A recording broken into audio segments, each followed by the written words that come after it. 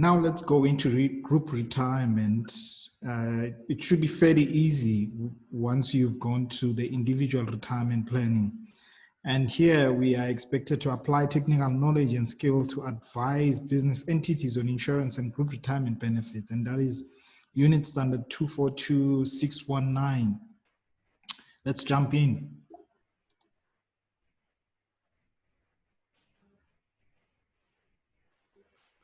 So, as we mentioned before, that the Labor Relations Act governs the relationship between an employer and employee. So there can't be a group retirement or a group pension fund without there being an employer and employee relationship.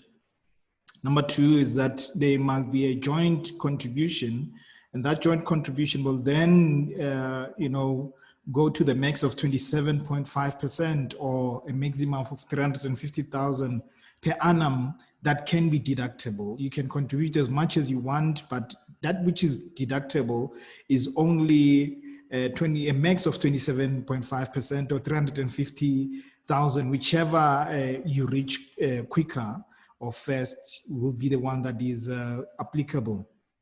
Number three is that pension is separate entity from employer. So a pension fund, according to the Pension Fund Act, is that it needs to be a separate entity from an employer. That's why other companies would then, instead of having their own standalone pension fund, they would then get into a group retirement or group pension fund, which represent some other smaller employers, because they don't want to carry the burden of administrating and dealing with investment managers and actuaries to make sure that this fund is actually managed properly, because there's also a lot of legislations that we've seen on the previous unit standard that govern this. And then the fourth one is trustees should be appointed 50-50. The 50% should come from employers. That's what the Pension Fund Act requires as well. And the other 50%, comes from the employees, so that there is balanced representation on the trustees. There's no a bias in terms of, the employers determining what happens with the direction of the pension fund, and other employees most of the time would be disgruntled. They will come through their representatives in terms of union and saying, we are not happy with this. So if there's 50% that is represented by employees, then it becomes a balanced scale. One thing that we need to note here is that some of the employees that are being chosen to be trustee representatives are actually not equipped. Most employers will have experts as chartered accountants, who are part of their representatives representing their employer. But employees normally would choose someone that they favor, and that would negatively affect the employees or the employee representation. That's just one thing to note. But the FSCA has made trustee training to be available at free of charge. I think they work in groups, so an employer can request that type of training to come to them. This information is very important to know, so that you can, when you speak to your employers, you can sound that you understand, the industry, and that there's empowerment that is available for them at no cost.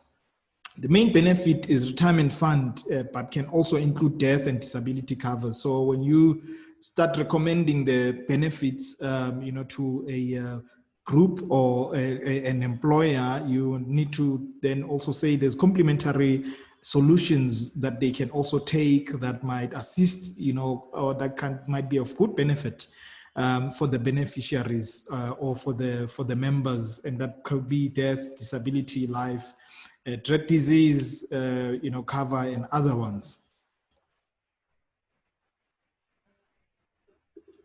Then now let's look at the benefits in terms of retirement benefit.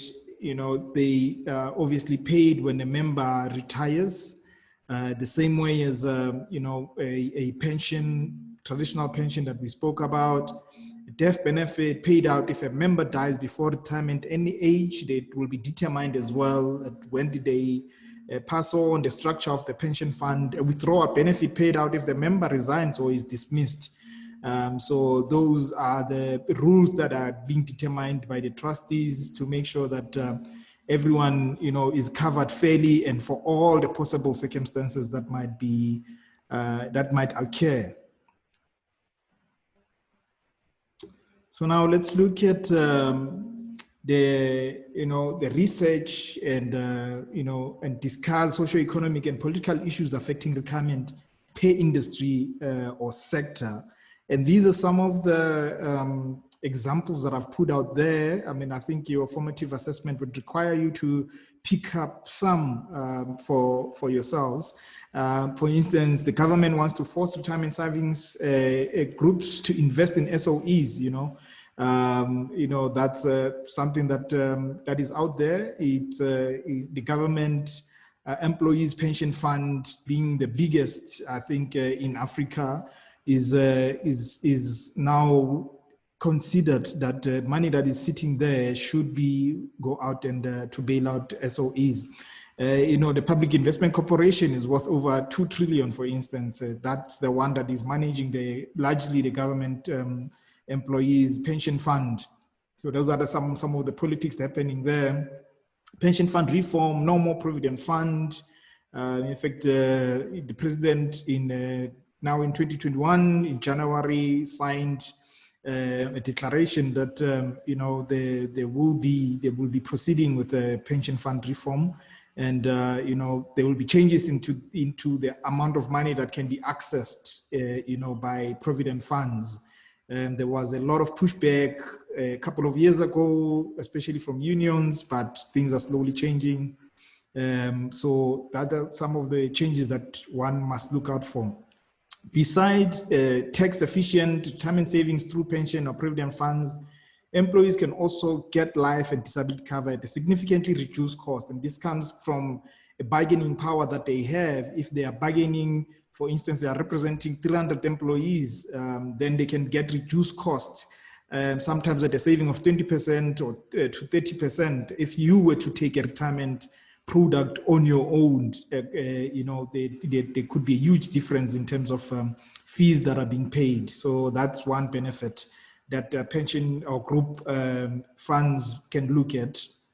A good scheme can be a retirement lifesaver. So that's one benefit that is there. Investigate a sector-specific issue related to retirement benefits. So this one would be for your, like I've given examples here. So you will look at the specific sectors and how are they actually being affected by the changes that are happening, maybe through the law or socio-economic changes. For instance, let's look at how much hospitality has been affected by the pandemic. The grounding of aeroplanes, the closing of borders, which meant that there's a huge exodus of employees in the hospitality industry. A lot of the pension funds that were depending on the contributions of the employees have been bleeding because those employees want to access, those benefits. They can't just allow them to lie there because they're desperate for money. When depending on the rules, then when people resign or they get retrenched, they obviously get some benefits. This is obviously something that was not easily or planned for, and the people then get affected negatively. The fund gets affected negatively. So you might also pick up one sector and look at how it has been affected negatively. So now let's look at the main legislations that are impacting the group pension. It would be almost the same as what we spoke about in terms of the individual pension fund. You would look at the Pension Fund Act, you look at the Income Tax Act, you look at the FASE Act, and I should add that you also look at the Labor Relations Act, that would impact. So like I said, there will be a lot of similarities. Once you've understood the individual pension or individual retirement pension unit standard, you will be able to go through this one much easier. And we will also go through this at a very much quicker pace. And then let's look at analyzing the entity to determine the existing benefits, because you need to now, the same way as you did with an individual need to look at what does the entity have, and profile it, and then make recommendations based on what you believe they need at that particular time. So the first thing is existing employee benefits analyzed to determine the current rules of the fund and existing cover. So if they already have a structure, you look at the rules, because you don't want to recommend something that is in conflict with the rules or that might not benefit them because of how the rules are structured of the fund. And then look at the hierarchy in a selected business entity to determine the decision makers and obtain information about the business. So you gather then information. The most people that will be relevant would be your HR managers, if it's a big enough company. Otherwise, the leaders, the CEO would be able to provide sufficient information about the structure of the company, the balance sheet, and other needs that they actually have. And I mean, it's also important to determine on why are they looking at the retirement annuity solution. What is it that about their vision or mission that pushes them to actually look at their retirement solution for their employees? Maybe it might be an HR issue that they want to retain more employees because employees are moving into other pension funds, which means you might have to do a competitor analysis in the same industry, looking at other companies that are direct competitors to that company. What kind of benefits do they have? And making sure that whatever that you structure, it's very cost efficient, obviously, for the company, but it looks much beneficial for the employees so that it becomes attractive. And then you do a risk analysis to determine the demographics of the workforce, the financial position of the entity, and the needs or requirements of a group benefit. For instance, if the employer has a lot of men, you should know that, in terms of a risk, techniques or risk principles, men are considered to be high risk compared to women. They are considered to be high risk because they get into extreme sports. They do a lot of risky things. They get into violence and so forth, So you might want to consider or provide an advice that you need to look at benefits such as, life, group life that is attached, group disability that is attached to the retirement benefit, so that you make sure that the employees are covered, and it becomes customized to the social, economic or social dynamics of that particular employer.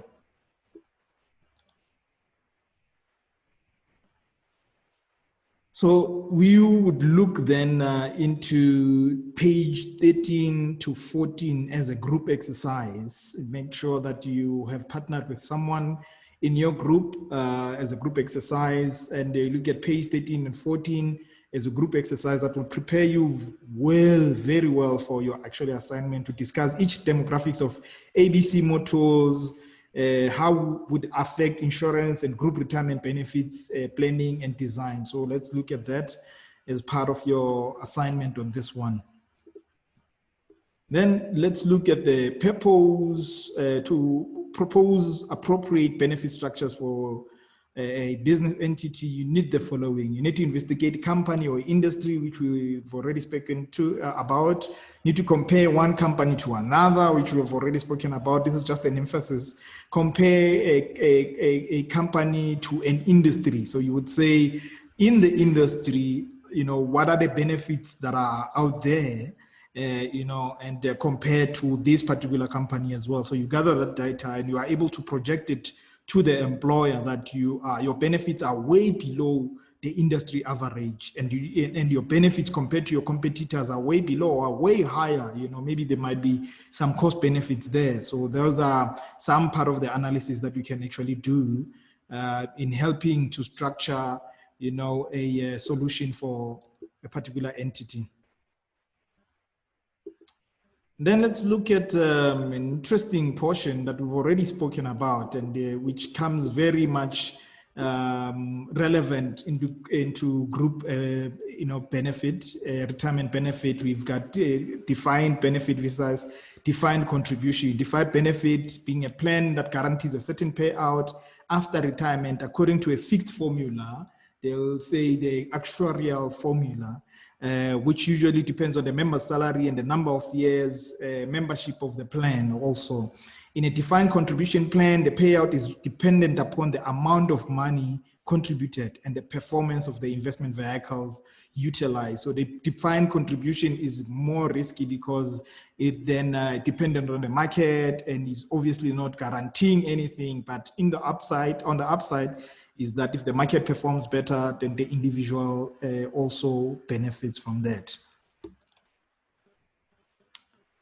And then let's look at the difference between self-administered and and then there's also insured funds. So a self-administered fund operates as an entity separate from the employer, as we mentioned, and it is administered by the trustees. The trustees comprise representatives of both the employer and employees in equal numbers. 50-50% as we spoke about. The trustees would consult actuaries, lawyers, and portfolio managers, amongst others, to assist them in the performance of their duties. So that's the duty of the trustees, to make sure that they've got expert advice, to make sure that they get the best performance and efficiency for the fund. And let's look at now the difference when you look at the insured funds. So the insured funds, pension fund, also a legal personality which is separate,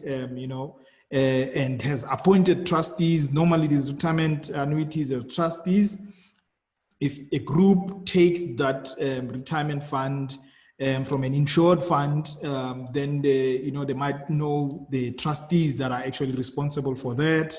And then its administrative requirements of such trustees are limited because the only asset is a policy. So the fund will also still have employer-employee type of a balance, 50-50%, but there isn't much because most of the stuff is actually handled by the insurer as you take a group retirement fund. And then such policies would secure the benefits payable by the fund to its members. The trustees are the ones that also have to determine, remember, that what are the benefits within this. So if they want to take any additional or supplementary, products, then they will come with those on benefit of the beneficiaries or of the members. The underwriting life assurer largely performs the various administrative functions. And then on this one, the trustees would nevertheless be responsible for appointing the institution to underwrite the risk benefit, administer the fund, and manage the investment. So those are the dynamics of the insured fund compared to a self-administered fund. And then we come to the proposal. You look at the different options that are presented and substantiated and the implications that are explained to the client. So you explain to the client, based on all this research, the socio-economic dynamics that we've looked at, the demographics of the particular employer, the competitive analysis to other industry players, the industry as a whole, and how you as an employer mirrors towards that industry. Look at all those things, gather all that data. What are the needs? Why do they actually want to take this group retirement? And then a financial solution proposed to a selected business entity, and then the plan is developed to allow for review. Normally, when you do group benefits, you'll see that the sales cycle is much longer because, there's many people to actually consult. If it's unionized, then they'll have to engage with the unions about whatever that is being planned for the group retirement. Maybe the unions have to speak to the employees, or the employer itself speaks to the employees, speak about this, and then only after some time come back to you as a service provider to say, we would like this, or have questions around costs or the likes. But that is it.